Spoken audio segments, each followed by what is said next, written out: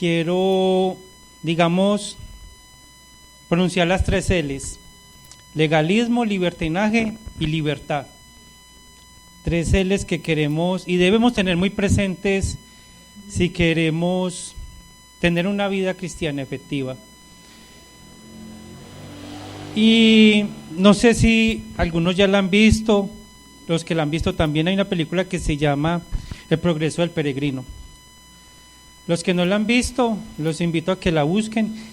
¿Y qué es lo que quiero resaltar de esta película? Desde que el protagonista empezó, que conoció a Dios, a Jesús, y tiene un viaje hacia la ciudad celestial, siempre va a encontrar una advertencia: nunca te salgas del camino. Pero a medida que él va recorriendo el camino, va a encontrar personajes, situaciones que lo sacan. Y cuando él se sale, empieza a tener problemas. Se vuelve a encaminar y se vuelve a salir, pero la advertencia siempre ha sido: nunca te salgas del camino. Pero nuestro personaje lo hace. Y es que la vida cristiana muchas veces es una línea tan delgadita que si yo me salgo hacia un lado, puedo volverme legalista. Si me salgo hacia el otro lado, me puedo volver libertino. Es una línea muy delgada, por eso el Señor decía: camino estrecho y puerta estrecha. Y eso es lo que quiero que compartamos esta mañana, porque la verdad el cristianismo se ha convertido más en una moda. Hoy en día ser cristiano todo el mundo lo es, usan camisetas, ponen stickers, pero no se vive por principios, se vive más por una emoción, por muchas cosas que gobiernan eso, pero no hay un guardar los principios bíblicos. O hay otros que ya se llenan de reglas tan estrictas que tampoco benefician para nada. Entonces la idea esta mañana es que nosotros entendamos qué es la libertad que Cristo nos dio. Y por eso vamos a ir a Gálatas 5:1, que nos dice así: está pues firmes en la libertad con que Cristo nos hizo libres, y no estéis sujetos al yugo de esclavitud.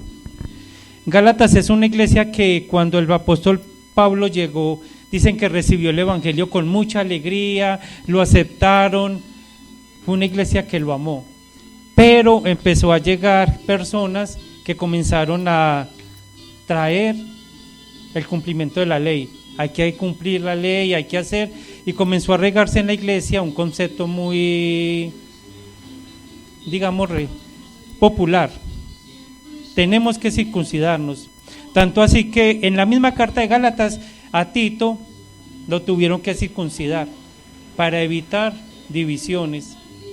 Y es más, Pablo también en esta carta va a recordar cuando él con Pedro lo amonestó, porque Pedro compartía con los gentiles, pero cuando empezó a juntarse con los judíos, comenzó a presionar a los gentiles. ¿Y qué le dijo Pablo a Pedro? ¿Por qué haces esto? Porque el legalismo es algo que está ahí. ¿Y qué es el legalismo? Es una presión. En ese tiempo era por la circuncisión, pero el legalismo es una presión por un mandamiento exagerado. ¿Sí quiere verlo? ¿Qué es el legalismo? Es una presión que se hace por un mandamiento. Los mandamientos de Dios son claros, pero hay personas que toman el mandamiento y lo exageran. ¿Qué pasó con los fariseos? Tomaron la ley: es bueno guardar el sábado, el día de reposo, pero ya llegaron a una exageración tal que dice el mismo Señor: ustedes atan cargas que ustedes no son capaces de cargar y se la ponen a otros a que carguen. Cuando yo con el legalismo lo que hago es imponer cosas que ni aun yo mismo soy capaz de guardar, creyendo que eso me va a hacer bien. Pero hay un problema de legalismo: no me ayuda a confrontar mi pecado. El legalismo no me ayuda a enfrentar mis situaciones internas, antes más bien es como reprimir, porque el legalismo lo que hace es guarde reglas, haga cosas, y si usted las hace va a estar bien. Entonces una persona lucha con un pecado, pero como hay un mandamiento que guardo porque no entiendo por qué lo guardo y empiezo a comportarme así, entonces lo que yo hago es reprimir, pero no estoy entendiendo, y lo que hace el legalismo es guardar obras, hacer mandamientos. No entiendo por qué los hago, pero hay que hacerlos. Pero en su mente creen que es la manera de agradar al Señor, porque el error del legalismo es querer ganarme por mis propios medios el favor de Dios. Dice así de Pablo. Pablo fue un legalista.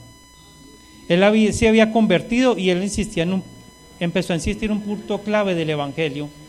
Porque Pablo dice, yo era fariseo de fariseos, celoso en la ley, guardaba. Pero él dice que entiendo algo.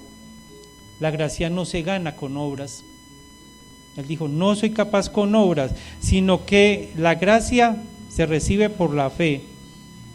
Y las obras que yo hago es una consecuencia de mi conversión, de mi fe. O sea, lo que Pablo está diciendo es, yo soy celoso en la ley, pero aprendí que las obras que yo hago no las puedo hacer para agradar a Dios. Las obras que yo hago las hago como consecuencia de que yo ya he sido agradado por Él. Es muy diferente yo querer agradar a Dios a que yo sea agradado a Él. O sea, Él me ve con amor y agrado, pero el legalista quiere hacer todos los medios para que Él supuestamente se gane el favor de Dios. Entonces la salvación yo me la gano por lo que hago. Las bendiciones yo me las gano por lo que hago. Y entonces esa persona vive en esa presión de estar guardando, entonces vienen a la iglesia porque es legalismo, no entienden que venir a la iglesia es para estar con el Señor, leen la Biblia por un deber, oran porque es un deber, y toda su vida es un deber. Y no han entendido que la gracia es la que me da el favor de Dios. Leo la Biblia porque amo a Dios, vengo a la iglesia porque amo a Dios, pero si se siente esa presión, soy legalista. Hago muchas cosas pensando que con eso Dios se va a agradar de mí, y estoy cometiendo un error legalista. Pablo decía, y lo dice en el versículo 6, porque en Cristo Jesús ni la circuncisión vale algo, ni la incircuncisión, sino la fe que obra por el amor. ¿Qué dijo Pablo? La ley no es lo interesante, lo importante, ni tampoco es no cumplir la ley. Lo importante es la fe de Cristo en nosotros, el amor de Cristo. Entonces, ¿para qué Dios va a crear la ley si Pablo está diciendo, ¿para qué la ley? Si está diciendo Pablo, solo nos sirve porque nos hace legalistas. La ley la va a crear Dios para que nosotros, el hombre, comprenda lo pecador que es. Es un espejo que le va a decir al hombre, este es su pecado. La ley también tiene otro punto que Dios, ¿para qué la creó? Para preservar un pueblo con unas reglas para la venida del Mesías. Esos son los dos propósitos de la ley. Un pueblo preparado para recibir al Mesías y para que el hombre viera su culpabilidad y su maldad. Pablo dice, cuando yo me enfrenté a la ley me di cuenta cuán malo era yo. Pero no está diciendo tengo que seguirla, está diciendo me mostró la maldad que obra en mi corazón. Para eso son los mandamientos, para que cuando yo diga, la Biblia dice no mientas, yo soy mentiroso. Entonces yo tengo que reconocer que yo soy pecador. Para eso los mandamientos de Dios, para que los guarde con la conciencia de que me muestran quién soy yo. Por eso dice que la Biblia es un espejo. Cuando yo me paro en ella, ella me va a mostrar quién soy yo, tal cual. Pero el legalista tira eso al extremo y entonces yo tengo que hacer, yo tengo que vivir, yo tengo que obedecer para agradarme de Dios. Y ese es el error. Por eso decía legalismo. Y para que se asusten los legalistas, son los que mataron a Cristo. La religión de su época fue la que llevó a Cristo a la cruz.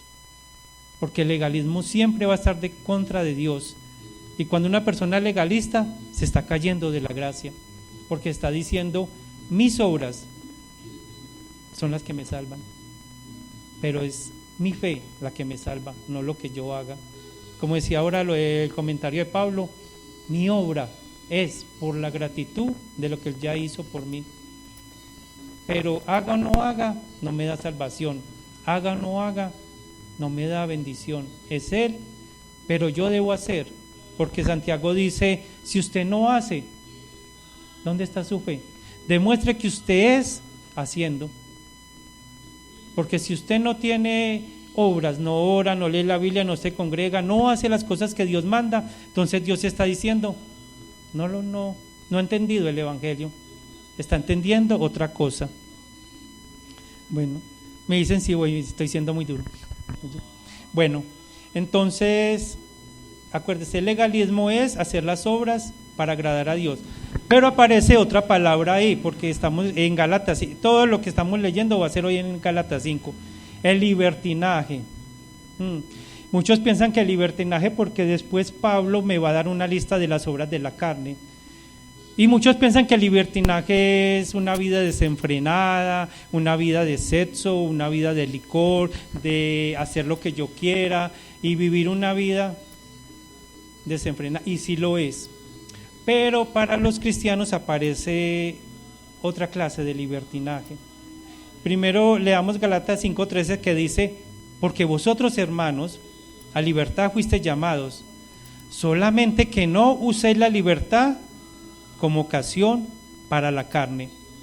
Entonces Pablo les está diciendo acá, ustedes no pueden vivir de la ley, del legalismo, pero tampoco se me van a tirar al otro extremo, de que van a aprovechar su libertad para hacer lo que ustedes quieran, y van a vivir como quieran, y van a hacer lo que a ustedes se les antoje. Él va a decir, no usen la libertad como ocasión para la carne. ¿Y qué libertinaje para nosotros, ya que no estamos en ese mundo de lo que dice después Gálatas ahí en las obras de la carne? Que hechicerías, enemistades, orgías. Y dice, yo no practico eso, entonces no hay peligro de que yo me salga. Pero un libertinaje en la vida cristiana es todo lo que nos lleva a tomar ligeramente la palabra de Dios. Cuando yo tomo los mandamientos y como Dios me perdona, entonces, como dicen por ahí, yo puedo pecar porque Dios me perdona. Ahí estoy tomando la palabra de Dios libertinamente, porque no estoy entendiendo el principio. No estoy entendiendo que su palabra debe ser guardada, pero si yo soy de los que digo, bueno, yo puedo pecar porque igual estoy en la gracia, y la gracia me lleva a estar perdonado.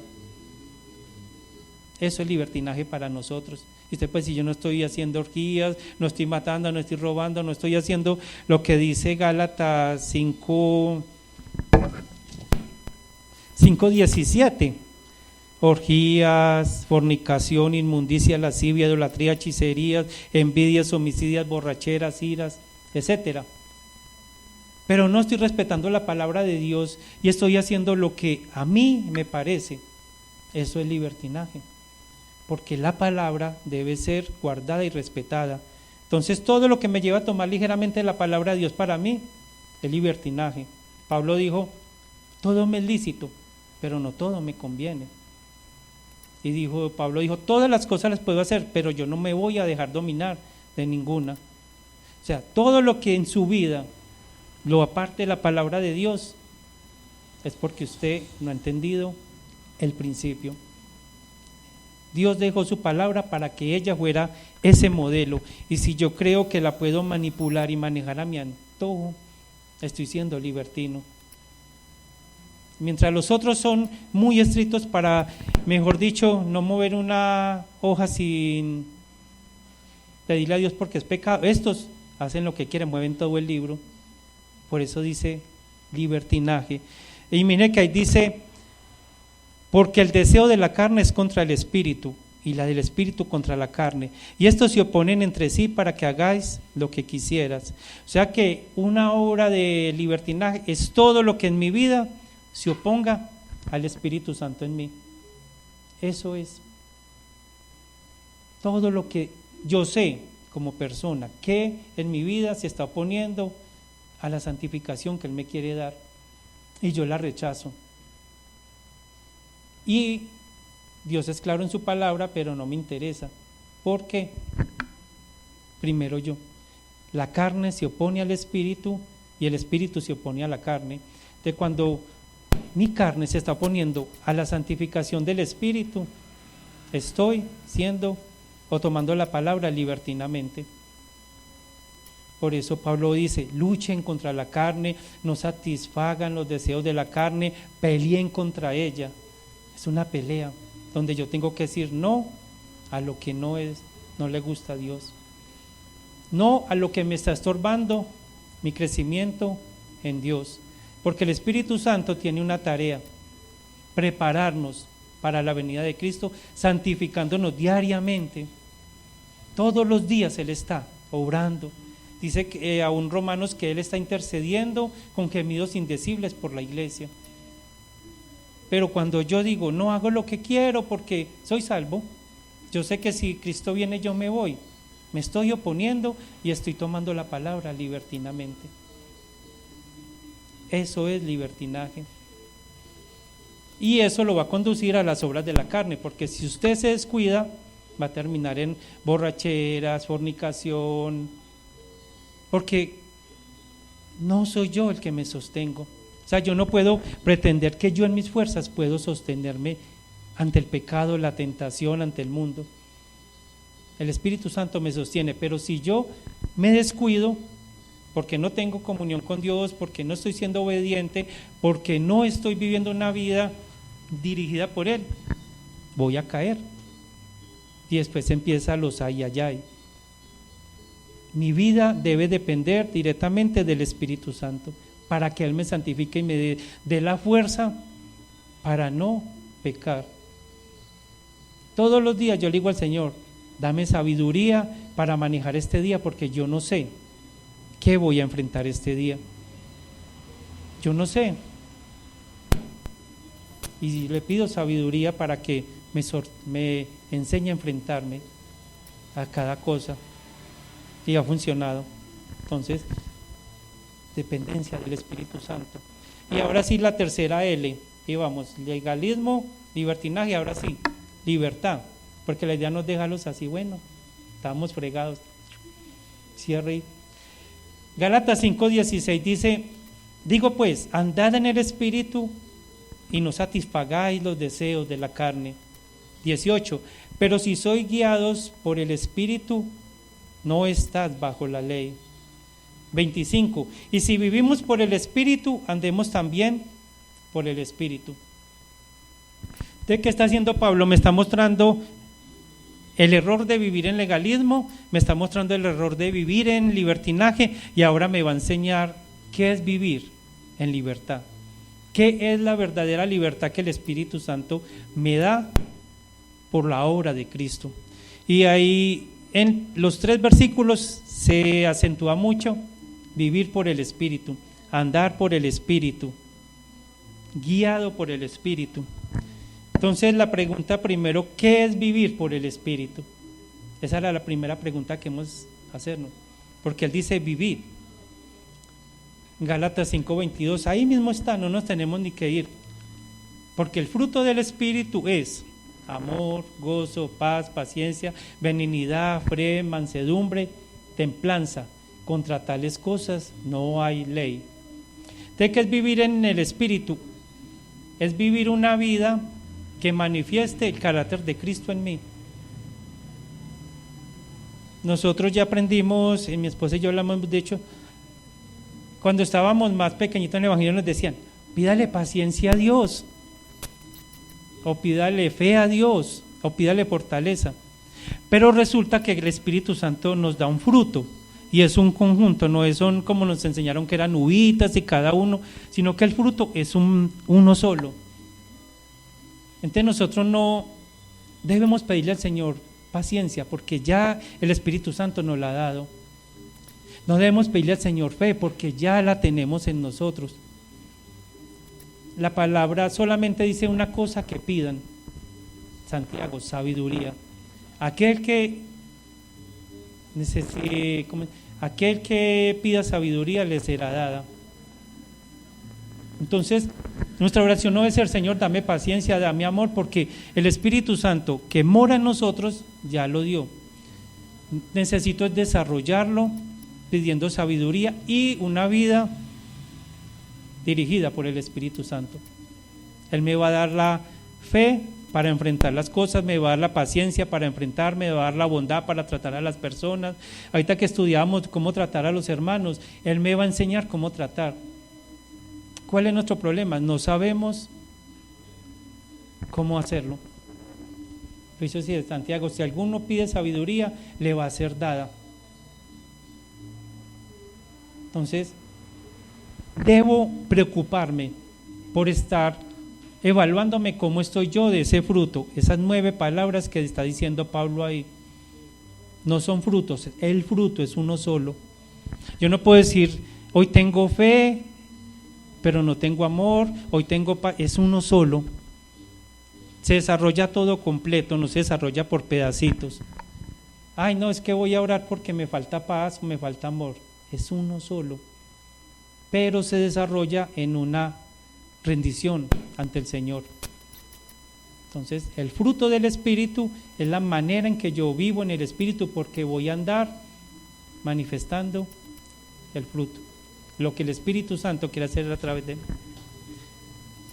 Pídele al Señor, ayúdame, estado hoy a mostrar ese Espíritu, a vivirlo, ese fruto, y que la gente que me rodea pueda verlo, porque la Biblia lo dice, somos cartas abiertas. O sea, si usted dice, soy creyente en Cristo, la gente de afuera tiene que verlo sí o sí. No lo dije yo, lo dijo Pablo. Y si lo dijo Pablo, lo dijo el Señor a través del Espíritu Santo. Entonces, ¿cómo estamos hoy de fruto? Antes de venirme en la casa tuve un agarrón con mi mujer y allá la dejé. Dije, Señor, dame ese amor, esa paciencia, esa sabiduría para afrontar los problemas. Seguimos. Ustedes ya saben qué es vivir en el Espíritu, ¿cierto? Manifestar ese fruto. Pero ¿cómo se logra? Porque tampoco Dios nos dejó recetas a medias. Él nos dejó todo completo. Movámonos 2 hojitas más atrás a Gálatas 2:20. Ahí está. Gálatas 2:20 dice, con Cristo estoy juntamente crucificado, y ya no vivo yo, mas Cristo vive en mí, y lo que ahora vivo en la carne, lo vivo en la fe del Hijo de Dios, el cual me amó y se entregó a sí mismo por mí. Entonces, ¿cómo logro yo mostrar el fruto y cómo logro vivir? Hay una sola palabra: tengo que morir.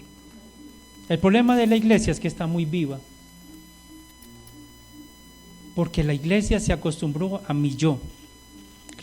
Pablo dice, ya no vivo yo, Cristo vive en mí. Pero en la iglesia contemporánea vivo yo y Cristo vive a mi lado. No hemos aprendido a la muerte en Cristo. Entonces mis pasiones me gobiernan, mis deseos me gobiernan, mi orgullo me gobierna. Entonces yo no soy capaz de evidenciar, porque siempre estoy a la defensiva. ¿Y que gano yo? ¿Y que recibo yo? ¿Y por qué a mí? Yo he escuchado gente que ora, ¿y por qué a mí si soy tan bueno? ¿Y por qué a mí si yo voy a la iglesia, oro, leo la Biblia? ¿Por qué a mí? Porque mi yo está vivo. Ya no vivo yo, Cristo vive en mí, y lo que ahora vivo en la carne lo vivo en la fe del Hijo de Dios. ¿Qué tan vivos estamos hoy? Esa es la pregunta. Hemos entendido que creer en Cristo es morir cada día, soltar esta carne y decir, yo quiero que Dios viva en mí, que el Hijo de Dios, Jesucristo, viva su vida en mí y no yo. Juan el Bautista dijo, es necesario que yo mengüe para que Él crezca. Nosotros queremos, yo quiero crecer, o sea, ayúdame a crecer, pero la Biblia dice, muramos. Hasta que yo no entienda que yo tengo que morir y entregar toda esta vida a Él, y que Él haga lo que quiera hacer en mi vida, vamos a estar batallando con estas emociones que se alborotan cuando quieren. Y no vamos a entender el propósito de Dios, morir. ¿Qué tan vivos estamos hoy? ¿Qué tanto? Y tenemos que evaluarnos en el 2025, ¿qué tanto cambié yo? ¿Qué tanto creció mi vida? Yo me evalúo constantemente y le pregunto a mi esposa, ¿cómo me ve? ¿Si me está viendo, si está viendo a Cristo en mí?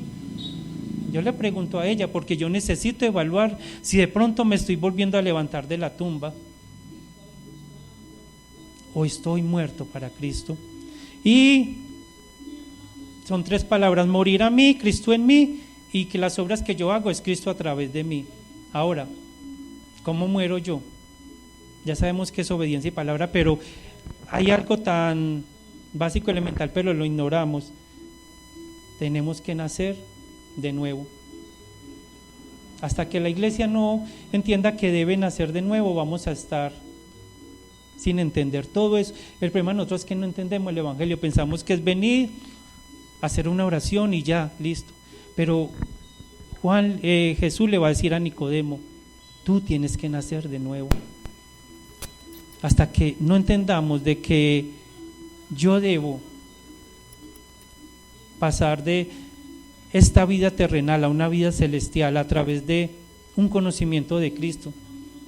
No es una oración, no es una emoción, es entender claramente que cuando yo le digo sí a Cristo, estoy pasando de este mundo a su reino. Por eso tengo que estar muerto. En el Antiguo Testamento, cuando el sacerdote iba a entrar al lugar de sacrificio, tenían que llenar el lugar de tanto humo para que la carne no se viera, porque un pedacito de carne que se viera, moría el sacerdote. Nosotros ahora tenemos que entregar esta carne. ¿Y qué significa nacer de nuevo? Así como digamos a un pasoncito, porque eso es algo muy profundo. Es yo pararme frente a Cristo y que el Espíritu Santo primero me convenza que yo he pecado ante Él. O sea, el problema de muchas oraciones es que, Señor, perdóname porque pequé. Pero la oración correcta es decir, Señor, perdóname porque yo pequé ante ti. Mi falta primeramente es con Él. Si usted le falló a otra persona, primero su falta es con Dios y después con la persona. Pero nos han enseñado que yo debo pedirle perdón a la persona y no a Dios. Pero mi primer pecado siempre va a ser contra Dios. Cuando el hijo pródigo se acercó al padre y dijo, Padre, he pecado contra el cielo, contra ti. O sea, mi pecado primeramente es contra Dios. Y el Espíritu Santo me tiene que convencer que yo le he fallado a Dios. Que por mi culpa Cristo murió. O sea, Cristo no murió ahí porque yo mismo lo maté. Yo soy culpable de su muerte. El Espíritu Santo me tiene que convencer de eso. Hasta que Él no me diga, Jesús, yo pequé ante ti, contra ti. Yo soy pecador delante de ti. Por eso dice, el Espíritu Santo me convencerá de pecado. Podemos decir, Señor, perdona mis pecados. No, Señor, perdóname porque yo he pecado contra ti. Otra cosa que crea el nuevo nacimiento, para que evaluemos si de verdad ya enfrentamos eso y no es una experiencia emocional de que sentí cosquillitas en el no, es una convicción. Me crea la necesidad de conocer a Cristo. Cuando uno nace de nuevo, se despierta un hambre por saber quién es Él. No el Dios que nos enseñan en las iglesias, en las películas, no. Yo mismo digo, quiero conocer, paso tiempo, mi deleite es disfrutar de Él. Si yo no estoy teniendo hambre por pasar tiempo con Dios, no estoy teniendo ese deseo de decir, ¿quién será Cristo? El Espíritu Santo me lleva a conocer a Cristo. El Espíritu Santo quiere que yo conozca a Cristo. ¿Cuánto ha conocido usted de Cristo? Y la tercera es que me hace consciente de mi realidad. Soy un humano pecador que va para el infierno y que por Él voy para el cielo. Por eso estamos hablando, no es por obras. Lo que yo haga no puede añadirle a mi salvación, pero lo que yo haga va a evidenciar mi salvación. Y yo soy consciente. Yo estoy aquí por gracia y yo no soy mejor que nadie, nadie es aquí mejor que nadie, todos somos iguales porque es por gracia. los que le servimos a Dios por su amor, porque si no podíamos estar sentados o estar ahí escuchando esa canción. Es Él, pero por gratitud le servimos. Y mi realidad es que debo no cuidar la salvación, cuidar la santificación para que Él sea glorificado. Porque Filipenses dice que va a llegar el momento en que Cristo se va a aparecer y toda rodilla se va a tener que doblar y va a tener que confesarle como Señor. Así diga, yo no creo en Dios, yo soy ateo, soy lo que sea, y para mi Dios le va a tocar arrodillarse y reconocer quién es el Señor. Pero si yo reconozco en mi realidad y sé que Él es mi Señor, lo voy a hacer hoy. Voy a decir, tú eres mi Señor. Y yo solamente soy una creación, que por tu gracia estoy aquí, pudiendo tener una relación con Él, pudiendo, dice Hebreos, entrar confiadamente al trono de la gracia y poder tener una relación con un Padre que en el Antiguo Testamento nadie pudo tener. El único que medio pudo ver fue Moisés, que le vio las espaldas a Dios. Nadie podía. Y nosotros hoy podemos entrar a esa comunión por Él. Entonces mi conciencia realidad es que por Él yo soy aceptado. Entonces la pregunta esta mañana, ¿estás listo para iniciar una vida cristiana de verdadera libertad? No es difícil, solamente es decirle, Señor, aquí estoy, ayúdame. Y ya para terminar, el Padre le está haciendo un regalo a Cristo, le está preparando una novia. Y esa novia en este momento está en preparación. Pero para que esa novia esté preparada, cuando el novio venga, tiene que estar santa, limpia y sin arruga. Y nosotros hoy tenemos el privilegio de ser llamados la novia de Cristo. Es un privilegio, no es una obligación, no es un deber. Y Dios en este momento nos está diciendo, estoy preparando a cada uno de nosotros para que cuando Cristo venga, seamos presentados delante de Él. Ese es el regalo que Dios le está haciendo a Cristo, y por eso cada uno de nosotros ha sido elegido para eso. Dios nos ha dado su gracia para decirme, vengan, dejen ese mundo y prepárense para recibirlo a Él. No se pegue del legalismo y no se pegue del libertinaje, péguese las Escrituras, pídale al Espíritu Santo que le enseñe, y caminaremos una vida y seremos esa novia que va a estar muy pronto en esa fiesta con Él. La pregunta es, ¿quieres ser una novia o quieres ser una novia preparada para Él? El Espíritu Santo quiere santificarnos. El Espíritu Santo quiere convencernos de pecado y quiere llevarnos a Cristo para que lo conozcamos. Pero es mi decisión esta mañana si quiero seguir viviendo mi vida como quiera o le voy a pedir a Él, ayúdame a hacerlo, porque yo quiero ser esa novia que cuando venga mi novio me voy a alegrar y no voy a salir como dice Cristo. Ese día muchos van a correr asustados porque no se prepararon. Así que si el Hijo los libertare, seréis verdaderamente libres. No es una obra mía, es la obra de Cristo en mí la que me va a llevar a eso. Es mi Cristo. No luche contra usted, luche para conocer a Cristo, y el pecado se va a las tentaciones. Es nuestra lucha por tener una relación con Él. El legalista reprime deseos y eso es como una olla a presión, cuando menos piensa explotan. El libertino le da tanta libertad a las cosas que llega el momento que se cansa, le pierde sentido. Pero el que vive la libertad en Cristo es el hombre que sabe que Cristo es su todo, Él es mi sostén, mi fuerza, y Él es el que me va a llevar. Vamos a orar, cerremos nuestros ojos y yo quiero que por un momento ahí evalúe su vida. ¿Qué tanto hay de Cristo en usted. Y si hiciera un examen esta mañana, ¿cuánto ha crecido en el último año, en el último mes y en la última semana? Si hemos crecido, seguimos con nuestras pataletas, nuestro orgullo, seguimos demostrando aquellas cosas que no evidencian a Cristo en mí. Y dile esta mañana: Espíritu Santo, por favor, convénceme de mi pecado y que yo pueda reconocer que todos los días necesito a Cristo.